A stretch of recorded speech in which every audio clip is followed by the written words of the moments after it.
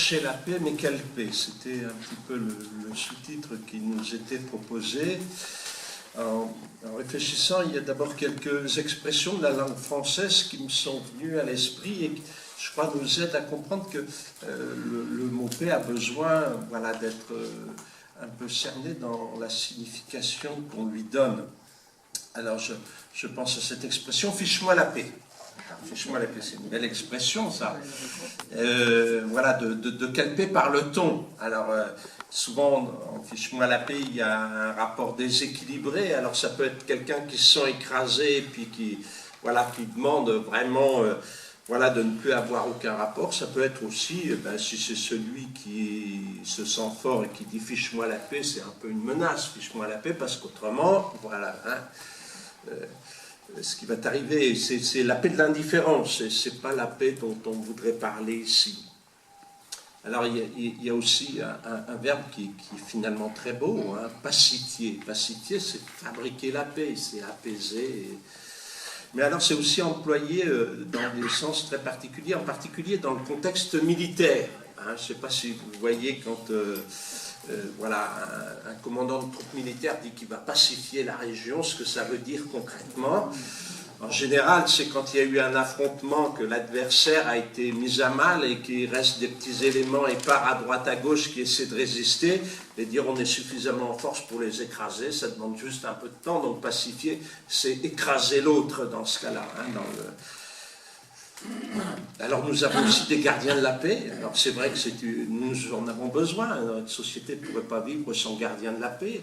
Mais on connaît aussi voilà, les dérapages qui peuvent arriver avec les matraques aussi. Et voilà, garder la paix, on sent que c'est très très difficile. Alors il y a voilà, une autre expression qui m'est revenue à l'esprit. Alors qu'on trouve, voilà, c'est la conclusion. Danielle Hervieux-Léger est une chercheuse au CNRS qui a beaucoup étudié les religions et tout particulièrement le catholicisme. Et la somme qu'elle a produite en fin de carrière, le titre c'était « Catholicisme, la fin d'un monde ». Et dans sa conclusion, elle donnait comme exemple la différence de ce qu'elle percevait quand elle venait faire des enquêtes. Au début de sa carrière, elle venait dans les paroisses pour faire des enquêtes. Elle disait, je sentais que dans les paroisses, il y avait la guerre, tout le monde, des factions, tout le monde se battait l'un et l'autre. Ça a complètement changé. Maintenant, c'est plus du tout comme ça. Quand je viens faire des enquêtes dans les paroisses, je sens que c'est beaucoup plus calme. C'est très apaisé. Elle disait, je me demande si ça n'est pas la paix des cimetières.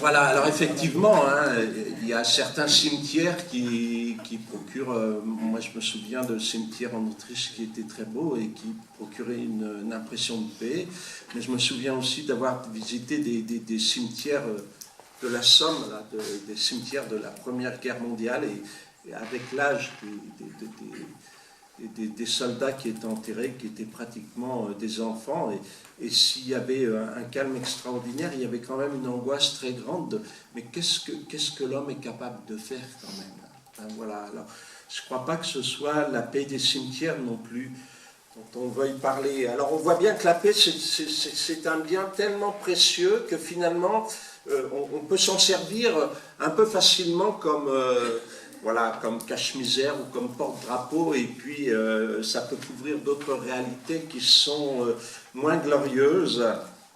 Et donc, quand on parle de la paix, je pense qu'il faut aller au-delà des apparences. Hein. Il ne faut pas se contenter d'un titre de bonnes paroles, ni même de bonnes intentions. Hein. Je repense au traité de Versailles, dont nous allons fêter les 100 ans l'année prochaine, et dont tous les historiens s'accordent à nous dire qu'il porte en germe la plupart des éléments qui vont conduire à la Deuxième Guerre mondiale. Voilà, alors certainement que parler de la paix, ça nécessite vraiment d'aller en profondeur dans les choses, peut-être au-delà des mots, peut-être que voilà, parler comme je le fais, c'est insuffisant. Pour essayer de dire ce que je ressens de la paix, je voudrais vous partager donc un psaume. Le psaume 84-85 selon les numérotations, et je vais vous le lire. Tu as aimé, Seigneur, cette terre. Tu as fait revenir les déportés de Jacob. Tu as ôté le péché de ton peuple. Tu as couvert toute sa faute. Tu as mis fin à toutes tes colères. Tu es revenu de ta grande fureur. Fais-nous revenir, Dieu, notre salut. Oublie ton ressentiment contre nous. Seras-tu toujours irrité contre nous? Maintiendras-tu ta colère d'âge en âge? N'est-ce pas toi qui reviendras nous faire vivre et qui sera la joie de ton peuple? Fais-nous voir, Seigneur, ton amour et donne-nous ton salut. J'écoute. Que dira le Seigneur Dieu? Ce qu'il dit, c'est la paix pour son peuple et ses fidèles, qu'ils ne reviennent jamais à leur folie. Son salut est proche de ceux qui le craignent, et la gloire habitera notre terre. Amour et vérité se rencontrent, justice et paix s'embrassent. La vérité germera de la terre, et du ciel se penchera la justice. Le Seigneur donnera ses bienfaits, et notre terre donnera son fruit. La justice marchera devant lui, et ses pas traceront le chemin.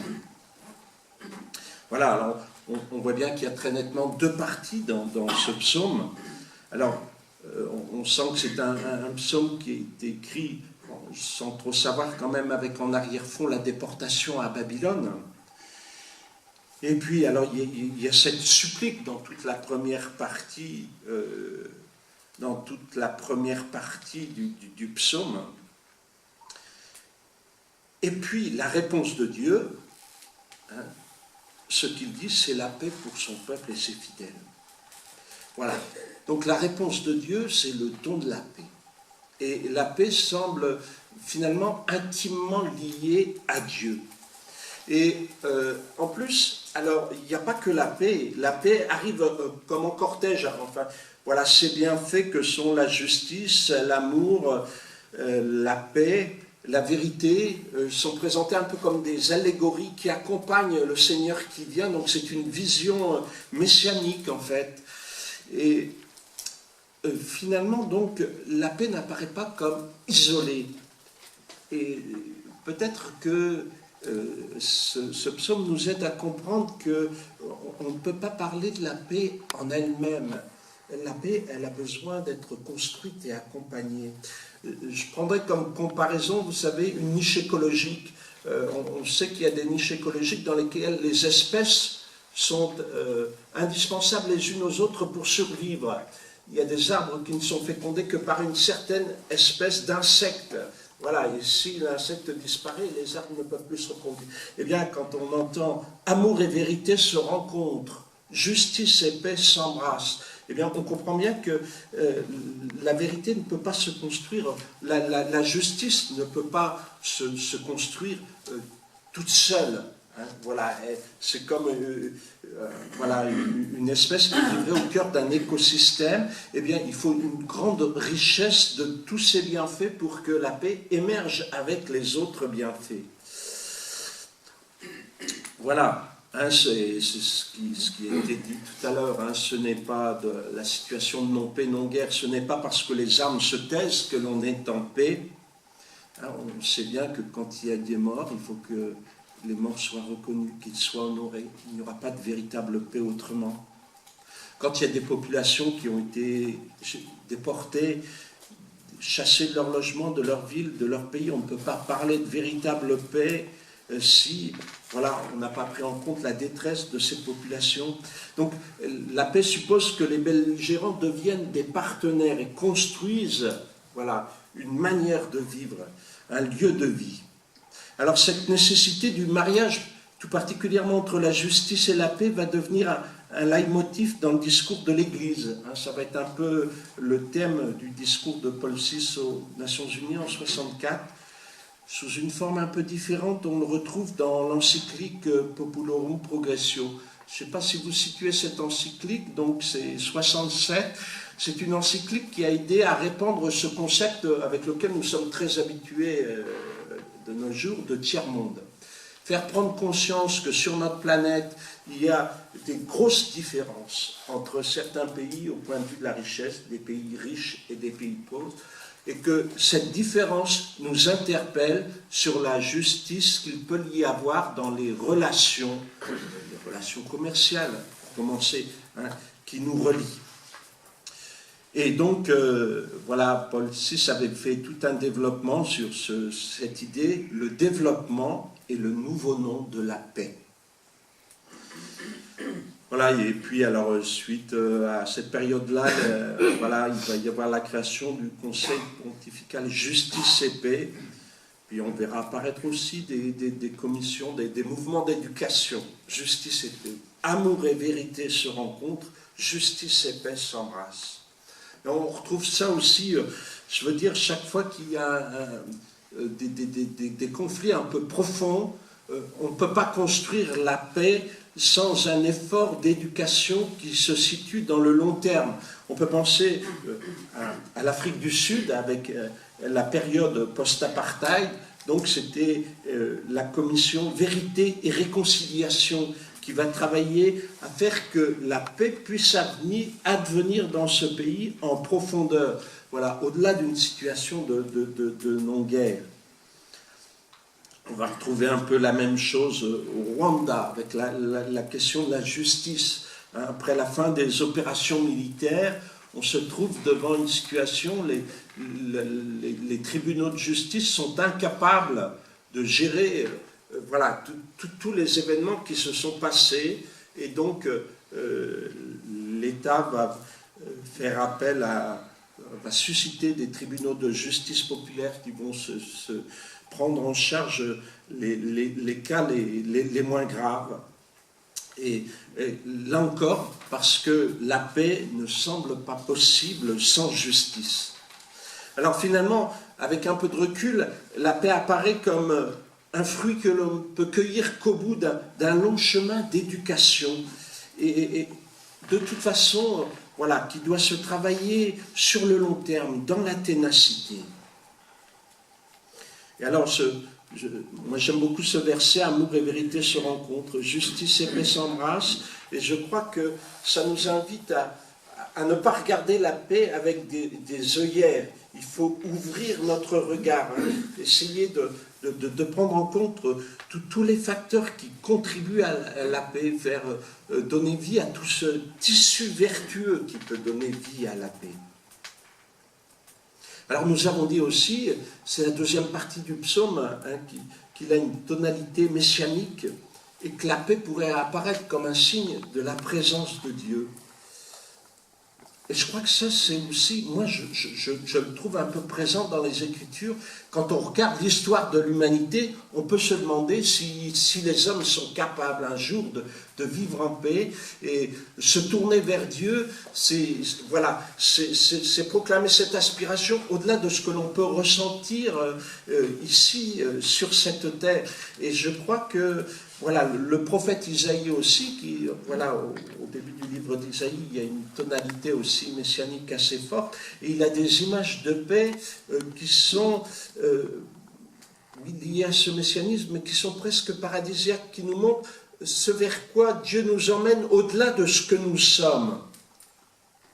De leurs épées, ils forgeront des socs, et de leurs lances, des faucilles. Jamais nation contre nation ne lèvera l'épée. Ils n'apprendront plus la guerre.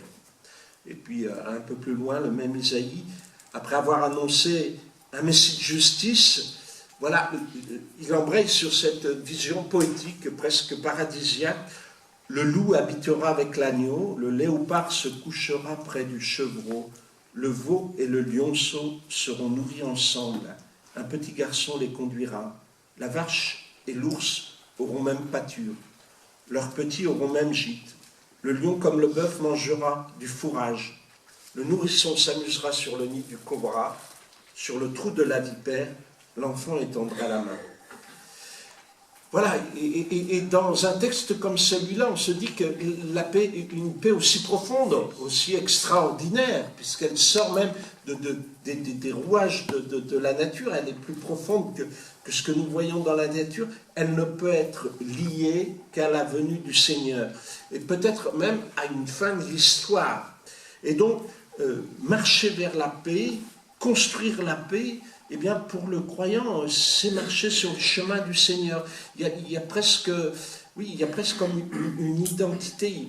Souhaiter la paix, eh bien, c'est aussi un peu indissociable de la prière. Et c'est s'engager sur un chemin spirituel qui, pour un croyant comme moi, est aussi celui de la foi. Et donc, c'est le chemin de toute une vie. On ne pourrait pas être artisan de paix à mi-temps. Ça n'aurait aucun sens. On est bien d'accord. Hein, ça se faisait un peu pendant le Moyen-Âge, ça. On faisait la guerre au printemps et en été, puis après on faisait la paix en automne et en hiver. Mais bon, construire la paix, c'est autre chose que ça. Hein. Ça, c'est une manière de faire la guerre. Alors, dans cette... voilà, on en a parlé tout à l'heure, enfin, le rabbin Philippe Haddad en a parlé tout à l'heure, avec cette... il y a une articulation qui se pose aussi entre la dimension internationale de la paix, c'est peut-être la première chose qui nous vient à l'esprit quand on parle de la paix, et aussi une dimension interpersonnelle. Et je crois que, voilà, la foi nous invite à articuler un petit peu ces deux dimensions. Ça n'a pas toujours été facile pour les chrétiens dans les premiers temps de l'Église. Ils se demandaient, est-ce qu'on peut être militaire et chrétien, par exemple? Et c'est une question qui a reçu diverses réponses. Il y en a quelques-uns qui ont dit oui, mais il y en a aussi beaucoup qui ont dit non et qui ont fini par refuser d'aller faire la guerre jusqu'au martyre, jusqu'à se faire tuer parce que c'était vu comme un acte de révolte.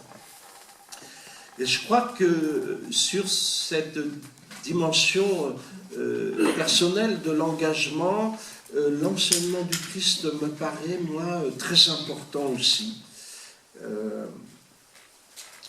Je crois qu'au cours de sa passion, le Christ voilà, on donne l'exemple, un exemple qui est vécu. Hein. On sait que dans ses disciples, il y en avait quelques-uns qui voulaient le tirer du côté politique, et que c'est pour ça que les Romains l'ont condamné. Hein. Tous les prédicateurs religieux pouvaient être le signe d'un début de révolte. Alors il ne fallait pas prendre de risques. Mais, alors, particulièrement dans l'évangile de Saint Jean, donc, nous sommes dans les derniers discours après le dernier repas, donc juste avant l'arrestation. Et le Christ leur dit, je vous laisse la paix, je vous donne ma paix. Ce n'est pas à la manière du monde que je vous la donne. Que votre cœur ne soit pas bouleversé ni effrayé.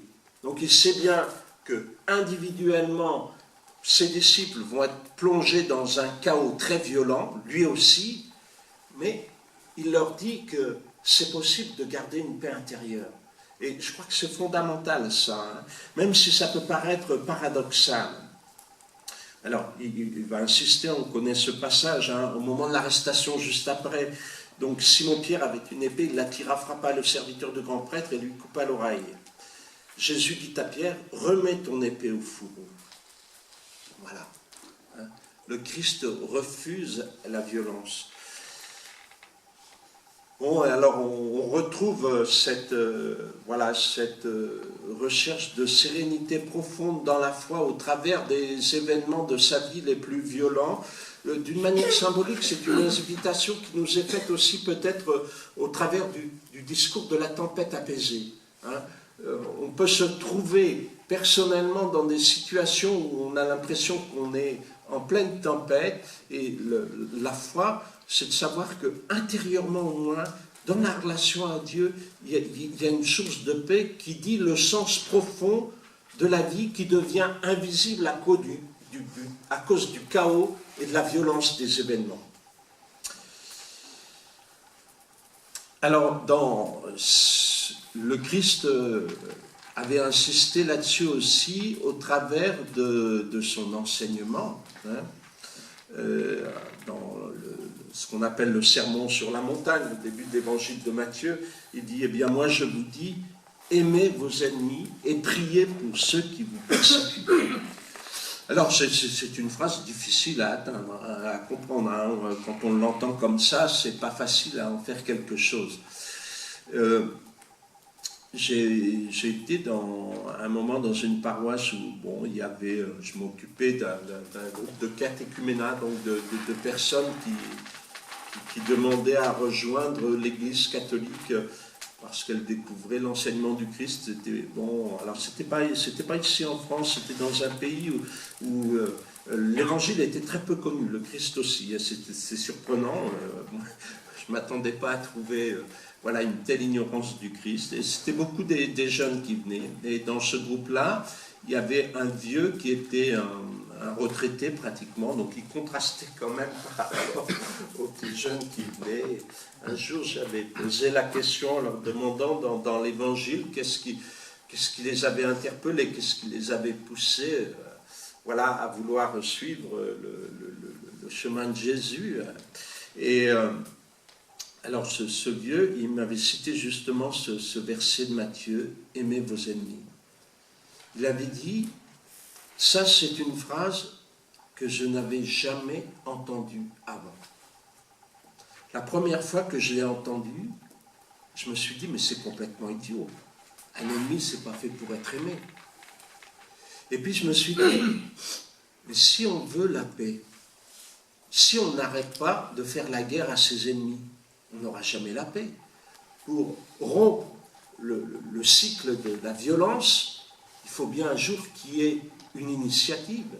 Il faut bien... Et je me suis dit, mais oui, mais c'est ça la clé pour arriver à construire la paix. Voilà. Alors l'amour des ennemis, hein, on peut disserter pour savoir ce que ça veut dire encore, hein, voilà. Mais il y a quand même, j'ai trouvé qu'il avait décelé dans ce verset de l'Évangile quand même quelque chose d'extrêmement profond et qu'on ne peut pas laisser de côté. Alors finalement, je crois que, enfin au moins en tant que croyant, je crois que notre vocation nous appelle à être des artisans de paix, des ouvriers de paix. Et voilà, donc, bon, je ne vais pas prolonger, je voudrais simplement terminer en reprenant la prière de Saint François. Elle met un petit peu en valeur ce qu'on disait tout à l'heure, que la paix, elle passe par de multiples chemins, elle a besoin d'être supportée par beaucoup d'efforts du côté de la justice, de l'amour, de la vérité, de la réconciliation, de l'espérance. Seigneur, fais de moi un instrument de ta paix. Là où est la haine, que je mette l'amour. Là où est l'offense, que je mette le pardon. Là où est la discorde, que je mette l'union. Là où est l'erreur, que je mette la vérité. Là où est le doute, que je mette la foi. Là où est le désespoir, que je mette l'espérance. Là où sont les ténèbres, que je mette la lumière. Là où est la tristesse, que je mette la joie. Ô Seigneur, que je ne cherche pas tant à être consolé qu'à consoler, à être compris qu'à comprendre, à être aimé qu'à aimer. Car c'est en donnant qu'on reçoit, c'est en s'oubliant qu'on se retrouve, c'est en pardonnant qu'on est pardonné, c'est en mourant qu'on ressuscite à la vie éternelle. Amen.